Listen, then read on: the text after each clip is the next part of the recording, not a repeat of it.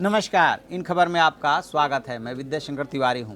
Supreme court ने राम मंदिर मसले को लेकर के जितनी भी पुनर्विचार याचिकाएं दाखिल की गई थी उसको खारिज कर दिया गया।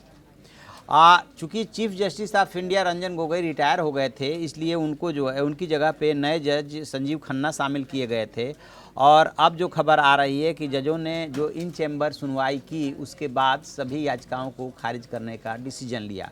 इस मामले में बहुत सारी याचिकाएं डल गई थी और फिलहाल पहले ये बताऊं मैं आपको कि जिन लोगों ने इसको सुना इस मसले को और इसके बाद जो खारिज किया तो कितनी याचिकाएं डल गई थी आप अंदाज़ा नहीं लगा सकते।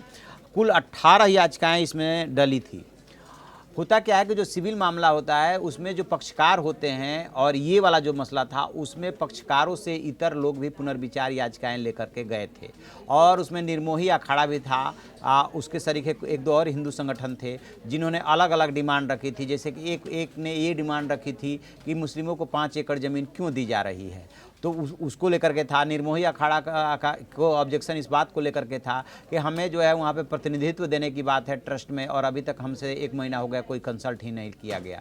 तो इसमें जितनी भी जो इस तरीके की पुनर्विचार याचिकाएं डलती हैं, सिविल मामले में भी डलती हैं और आपराधिक मामले में भी डलती है, उसमें होता क्या है कि जो जजेज होते हैं वैसे तो सामान्य तौर पर यही होता है कि जिन जजों ने सुनवाई की थी वही इसको सुनते, लेकिन चूंकि एक जज रिटायर हो गए थे इसलिए उनकी जगह पर नया जज शामिल किया गया। और इसकी प्रक्रिया ये होती है कि पहले इन चैम्बर सुनवाई होती है और तय किया जाता है कि क्या खुली अदालत में इसकी सुनवाई करनी है क्या।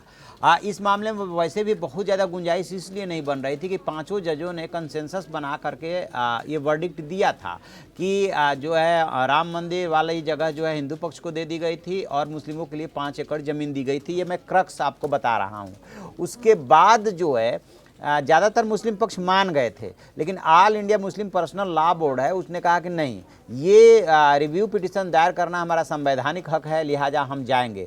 जो इसमें सुन्नी वक्फ बोर्ड था, जो मुख्य पक्षकार था, उसने कहा कि नहीं, हमने पहले कह दिया था कि जो भी फैसला आएगा हम उसको मानेंगे, सुप्रीम कोर्ट का फैसला, लिहाजा हम पुनर्विचार याचिका दायर नहीं करेंगे। लेकिन all India Muslim personal law board नहीं माना और लोगों के बिहाफ पे उसने जो है पुनर्विचार याचिका दाखिल की। जब ये लोग चले गए पुनर्विचार याचिका लेकर के, तो हिंदू पक्ष की तरफ से भी 2 लोग आ गए पुनर्विचार याचिका लेकर के। अब इसमें इन चैम्बर जैसे ही सुनवाई हुई उसके बाद 5 जजों ने ये तय किया कि इन याचिकाओं पे, मतलब जो भी पुनर्विचार याचिकाएं दाखिल की गई है, इस पर दोबारा विचार करने की ज़रूरत नहीं है। वैसे मैं आपको बताऊं, पुनर्विचार याचिका में होता यही है कि जब तक कोई बहुत बड़ा ब्लंडर ना हुआ हो या कोई ऐसा फैक्ट आ गया हो जो कि जजों से छूट गया हो, तभी जाकर के उस पर विचार किया जाता है, अदरवाइज उसकी गुंजाइश न के बराबर रहती है।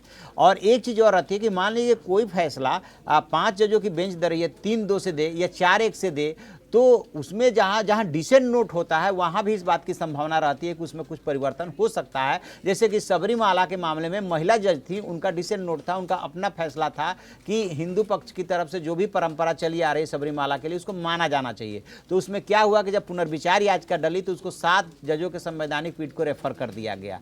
लेकिन इसमें 5 जजों ने एक मत से फैसला दिया था, इसलिए इसमें बहुत ज़्यादा गुंजाइश पहले से नहीं थी और लिहाजा जो भी याचिकाएँ डली, पुनर्विचार याचिकाएँ, उसको सुप्रीम कोर्ट ने खारिज कर दिया। तो कह सकते हैं कि राम मंदिर मसले को लेकर के जो थोड़ा बहुत बाद में विभेद डिस्प्यूट क्रिएट किया जा रहा था वो भी अब खत्म हो गया है।